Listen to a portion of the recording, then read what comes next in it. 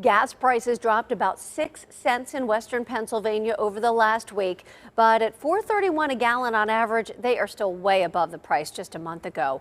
We've heard a lot of conversation about ways to reduce the price at the pump, but as political editor John Delano reports, it's all been talk until this week. When gas hit $4 a gallon, some politicians said it was time to act. Governor Wolf called on Congress to lift the 18-cent a gallon federal gas tax, while state lawmakers said it was time for a tax holiday from the state's 58-cent a gallon gas tax. But it's been all talk until this week, and it still remains to be seen if anything really happens. On Monday, State Senator Jake Corman introduced his bill to cut the state's gasoline tax by 1/3 for the rest of the year.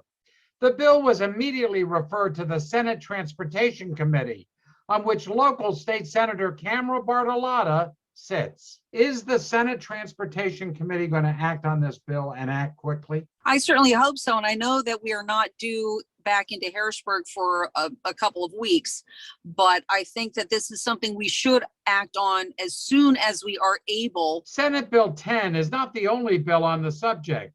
State Representatives Tony DeLuca, a Penn Hills Democrat, and Ryan Warner, a Fayette County Republican, each will introduce bills this week to suspend the entire state gasoline tax for the rest of this year. There are many other states around us that have already passed gas tax holidays that are already into effect. So, being that we have some of the highest taxes for gas and diesel in the country, I think we need to look here at Pennsylvania too. Whether action happens in Harrisburg depends on Republicans, who control the committees and the schedule of what gets put up for a vote.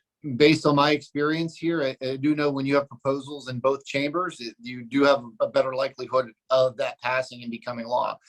As for concerns from some that cutting the gas tax means cutting revenue for road and bridge repair and the state police, Bartolotta says the Senate plan replaces that with American Rescue Plan dollars and a bond. $500 million from the ARPA funds, and then another $600 million that will be coming from a bond to put the money into the Department of Transportation, so that we're still addressing all those projects of infrastructure. Cutting the state gasoline tax by 1/3, about 20 cents, or by the full amount would certainly help at the pump. But every state proposal I've seen is short-term and temporary, just for this year. John Delano, KDKA News.